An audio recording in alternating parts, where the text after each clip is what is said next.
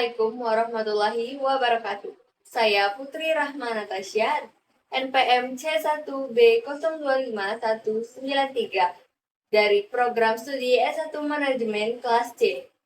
Makalah yang saya presentasikan ini berjudul Penggunaan Bahasa Indonesia dan Bahasa Inggris dalam gedung dan ruang di lingkungan universitas.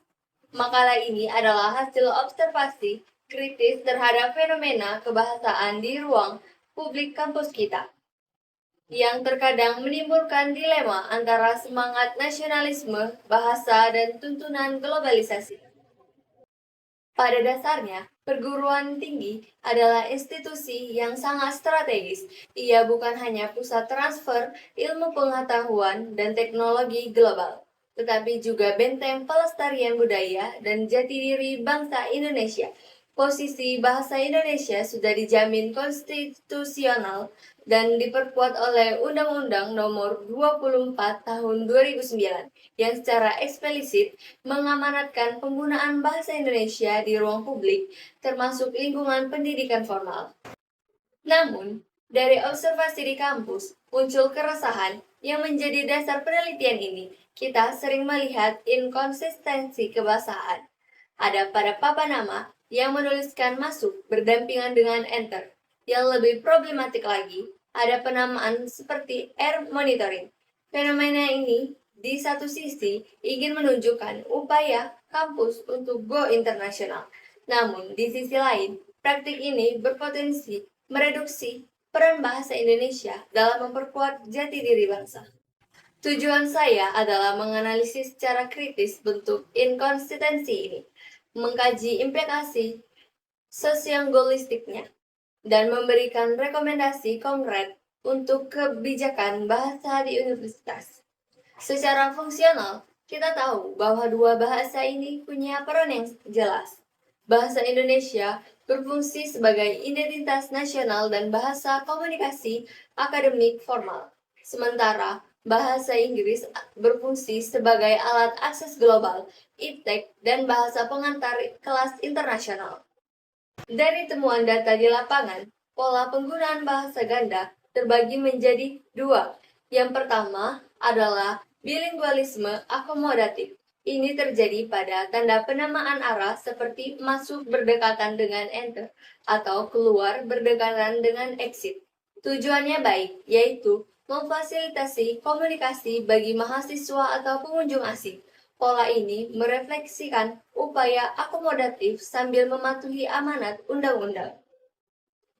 Yang kedua adalah campur kode formal. Ini ditemukan pada penamaan ruangan seperti air monitoring.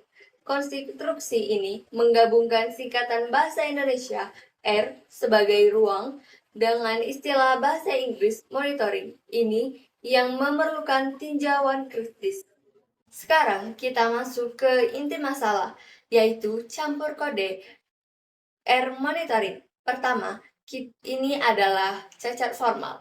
Meskipun campur kode sering terjadi karena faktor prestise atau efisiensi, penggunaan pada penandaan yang bersifat resmi dan permanen dapat diinterpretasikan sebagai deviasi dari kaidah bahasa baku. Yang kedua, terjadi pengabaian pada pandaan baku istilah asing digunakan pada bahasa Indonesia memiliki padaan yang sangat memadai, yaitu ruang pemantauan atau ruang pengawasan.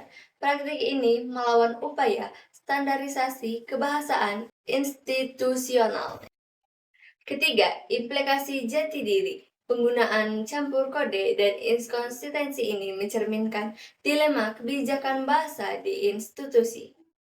Mempertahankan identitas nasional melawan imperatif global. Prioritas seharusnya diberikan pada bahasa Indonesia untuk mendukung fungsi bahasa sebagai pemersatu dan penegasan identitas di ranah publik.